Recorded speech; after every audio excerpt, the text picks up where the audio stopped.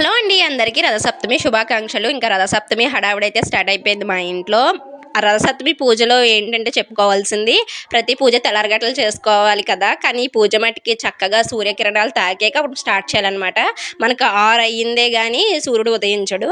ఇంకా అప్పటినుంచి మనం 12 లోపు ఎప్పుడన్నా పూజ చేసుకోవచ్చు. ఇంకా నేనైతే పాలు పొంగించడంతో పెద్ద తిప్పలే పడతానండి. అసల ఆ పొయ్య దెబ్బకి నాకు అది ఎలిగించడానికి ఒక అగ్గిపెట్టె అయిపోతదనమాట. ఎలాగైతే ఎలిగించి పాలైతే పొంగించి పరమాన్నం అయితే వండుతాను. ఆ పొగ దెబ్బకి కళ్ళంటా నీళ్ళొచ్చేస్తాయి. నిజంగా పొయ్యి మీద ఇప్పటికీ వంట వండేవాళ్ళైతే చాలా గ్రేట్ అనిపిస్తది. నాకైతే అస్సలు అలవాటు లేదు.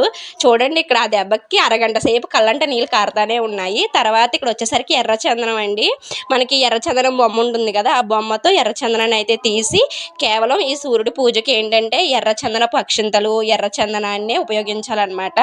పువ్వులు కూడా ఎర్రటి పువ్వులే ఉపయోగిస్తారు. ఇంకా 7 జిల్లేడాకులను పళ్ళెంలో పెట్టుకుని దాని మీద రథాన్నేసి రథంలో అయితే సూర్యుడిని వేయాలన్నమాట.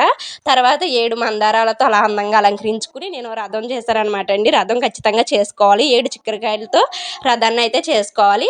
చేసుకుని పూజ అయితే చేసుకుంటామన్నమాట. 7 చిక్కుడాకులలో మనకి రేగిపండు, మనం వండిన పరమన్నం, అలాగే చెరగడ నైవేద్యం కింద పెట్టి స్వామివారికి అయితే నైవేద్యం చూపించాలన్నమాట.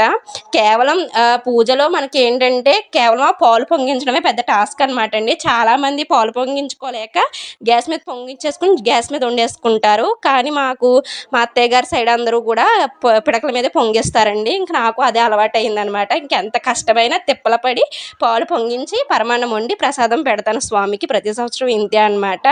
ఎలాగైతే చాలా బాగా జరిగిందండి పూజ అయితే.